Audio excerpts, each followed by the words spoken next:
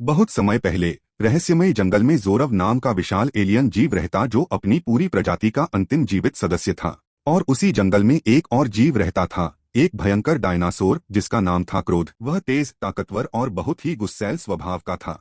पहली बार जब जोरव और क्रोध की मुलाकात हुई थी तो दोनों के बीच एक अजीब सी समझ बनी। वे दोस्त बन गए, दो अलग अलग दुनियाओं के प्राणी एक ही जंगल में। लेकिन समय के साथ उनके बीच मतभेद होने लगे। एक दिन एक मामूली बात इतनी बड़ी बन गई कि दोनों के बीच भीषण युद्ध छिड़ गया। जोरव ने अपनी चमकती हुई लेजर गन से क्रोध पर हमला किया। क्रोध ने अपनी भयानक दहाड़ के साथ पलटवार किया और तेजी से दौड़ता हुआ जोरव पर टूट पड़ा। उसकी शक्तिशाली जबड़ों की गूंज जंगल में गूंजने लगी। पेड़ झुक गए, जमीन कांप उठी और जंगल जैसे थमसा गया। इसी बीच शहर से कुछ लालची शिकारी जंगल में शिकार करने आए। अगर सच में फैमिली से प्यार है तो सब्सक्राइब जरूर करना। मम्मी पापा की कसम है, उन्हें क्या पता था कि इस बार उनका सामना आम जानवरों से नहीं, एलियन और डायनासोर से होगा। अब उन्होंने उन दोनों की लड़ाई देखी तो डर से उनके पसीने छूट गए। लेकिन लालच अंधा होता है, उन्होंने भी हमला करने की कोशिश की। यह उनकी सबसे बड़ी भूल थी। क्रोध ने एक शिकारी को अपनी तेज गति से झपट लिया और अपने जबड़ों में दबोच लिया। जोरव ने अपनी लेजर गन से आग बरसाई और बाकी शिकारियों को भस्म कर दिया। कुछ ही पलों में शिकारी जंगल का हिस्सा बन चुके थे, हमेशा के लिए।